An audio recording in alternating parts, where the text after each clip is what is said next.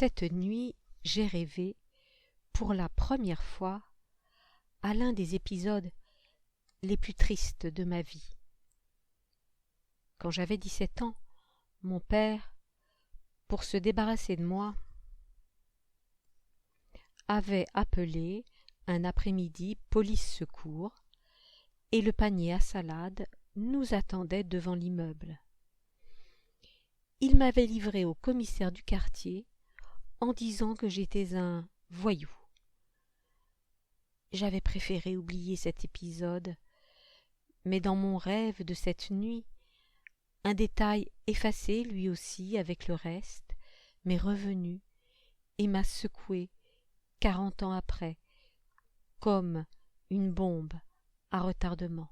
Je suis assis sur une banquette, tout au fond du commissariat, et j'attends, sans savoir ce qu'ils veulent faire de moi. Par moments, je tombe dans un demi-sommeil. À partir de minuit, j'entends régulièrement un moteur et des portières qui claquent. Des inspecteurs poussent dans la salle un groupe disparate, des gens bien habillés, d'autres l'allure de clochards, une rafle. Ils déclinent leurs identités. Au fur et à mesure, ils disparaissent dans une pièce dont je ne vois que la porte grande ouverte. La dernière à se présenter devant le type qui tape à la machine est une femme très jeune, les cheveux châtains, vêtue d'un manteau de fourrure. À plusieurs reprises, le policier se trompe sur l'orthographe de son nom et elle le répète avec lassitude. Jacqueline Beausergent. Avant qu'elle entre dans la pièce voisine, nos regards se croisent. Je me demande si la nuit où la voiture m'a renversée, je ne venais pas d'accompagner Hélène Navachine à son train, gare du Nord. L'oubli finit par ronger des pans entiers de notre vie, et quelquefois de toutes petites séquences intermédiaires. Et dans ce vieux film, les moisissures de la pellicule provoquent des sautes de temps et nous donnent l'impression que deux événements qui s'étaient produits à des mois d'intervalle ont eu lieu le même jour et qu'ils étaient même simultanés. Comment établir la moindre chronologie en voyant défiler ces images tronquées qui se chevauchent dans la plus grande confusion de notre mémoire ou bien se succèdent, tantôt lentes, tantôt saccadées, au milieu de trous noirs. À la fin, la tête me tourne. Il me semble bien que cette nuit-là, je revenais à pied de la gare du Nord. Sinon, pourquoi me serais-je trouvé si tard, assis sur un banc, tout près du square de la Tour Saint-Jacques, devant la station des autobus de nuit. Un couple attendait lui aussi à la station. L'homme m'a adressé la parole d'un ton agressif. Il voulait que je les accompagne, lui et la femme, dans un hôtel. La femme ne disait rien et paraissait gênée. L'autre me prenait les bras et essayait de m'entraîner. Il me poussait vers elle. « Elle est belle, hein? Et encore, tu n'as pas tout vu. » J'essayais de me dégager, mais il était vraiment poisseux. Chaque fois, il me prenait de nouveau le bras. La femme avait un sourire narquois. Il devait être ivre, et il rapprochait son visage du mien pour me parler. Il ne sentait pas l'alcool, mais une drôle d'eau de toilette, l'Aqua di Selva. Je l'ai poussé violemment du revers du bras, il m'a regardé bouche bée, l'air déçu. Je me suis engagée dans la rue de la Coutellerie, une petite rue oblique et déserte, juste avant l'hôtel de ville. Au cours des années suivantes, et même pas plus tard qu'aujourd'hui, j'y suis revenue pour essayer de comprendre le malaise qu'elle m'avait causé la première fois. Le malaise est toujours là, ou plutôt la sensation de glisser dans un monde parallèle, en dehors du temps.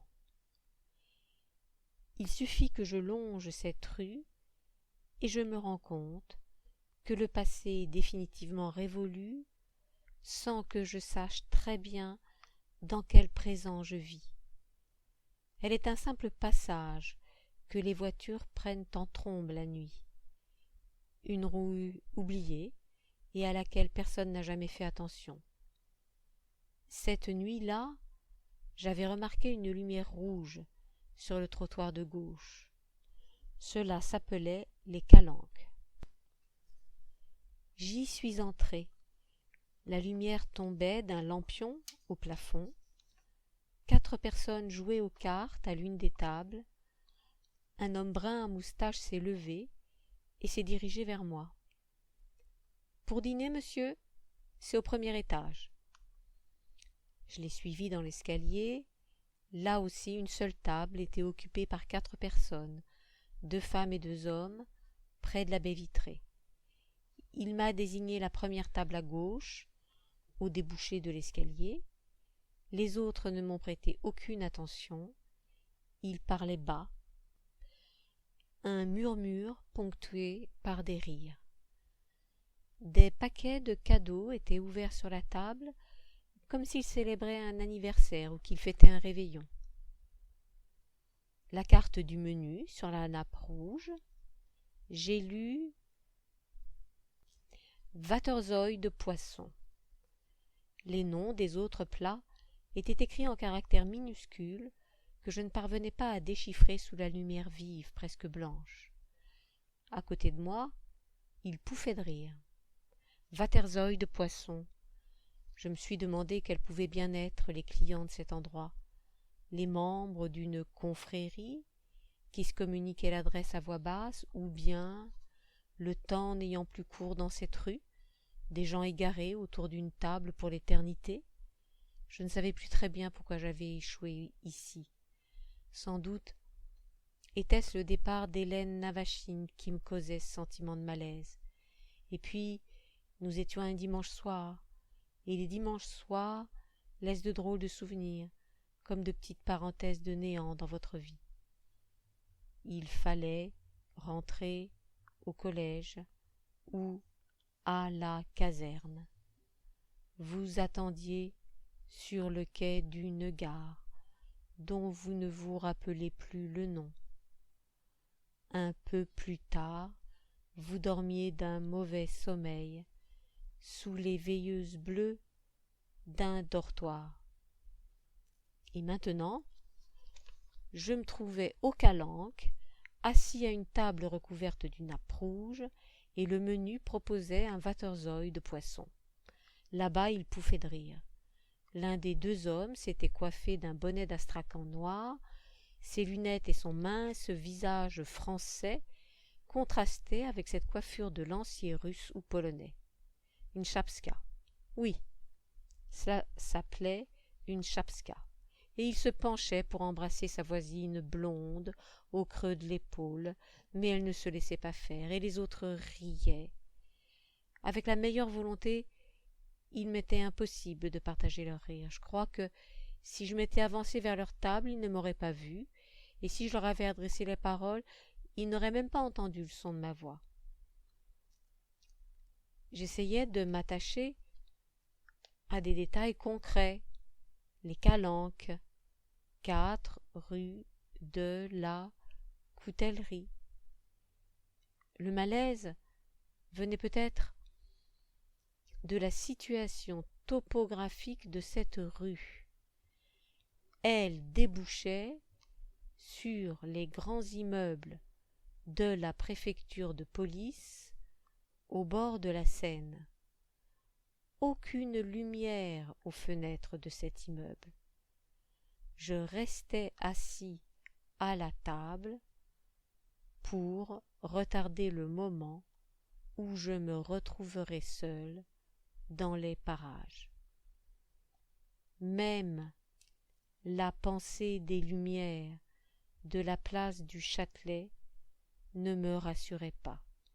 Ni plus loin Saint-Germain-l'Auxerrois, qu'il faudrait atteindre par les quais déserts.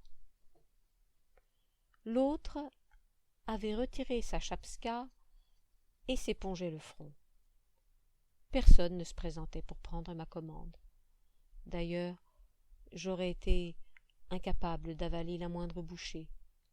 Un vatasoï de poisson dans un restaurant qui s'appelait les Calanques se mélange avec quelque chose d'inquiétant. J'étais de moins en moins sûre de pouvoir surmonter l'angoisse des dimanches soirs.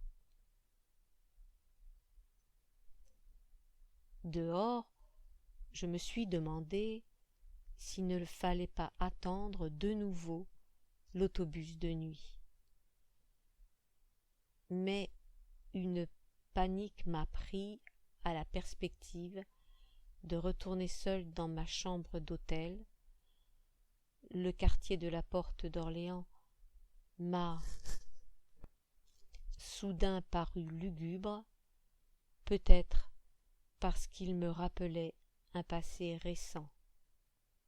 La silhouette de mon père s'éloignant vers Montrouge, on aurait cru à la rencontre d'un peloton d'exécution, et tous nos rendez-vous manqués dans les ailleurs, rotondes et les terminus de cet arrière-pays. C'était l'heure où j'aurais eu besoin de la compagnie d'Hélène Navachine. Avec elle, il m'aurait semblé rassurant de revenir dans ma chambre, et nous aurions même fait le chemin à pied, à travers les rues mortes du dimanche soir. Nous aurions ri encore plus fort que le type en chapska et ses convives tout à l'heure aux Calanques. Pour me donner du courage, je me suis dit que tout n'était pas aussi funèbre que cela dans le quartier de la Porte d'Orléans. Les jours d'été, là-bas, le grand lion de bronze était assis sous les feuillages, et chaque fois que je le regardais de très loin, sa présence à l'horizon me rassurait. Il veillait sur le passé, mais aussi sur l'avenir. Cette nuit, le lion me servirait de point de repère. J'avais confiance dans cette sentinelle. J'ai pressé le pas jusqu'à Saint-Germain-l'Auxerrois. Quand j'ai atteint les arcades de la rue de Rivoli, alors c'était comme si l'on m'avait réveillé brusquement. Les Calanques, le type en chapska qui essayait d'embrasser la blonde. Le long des arcades, j'avais l'impression de revenir à l'air libre. À gauche, le palais du Louvre et bientôt les Tuileries de mon enfance.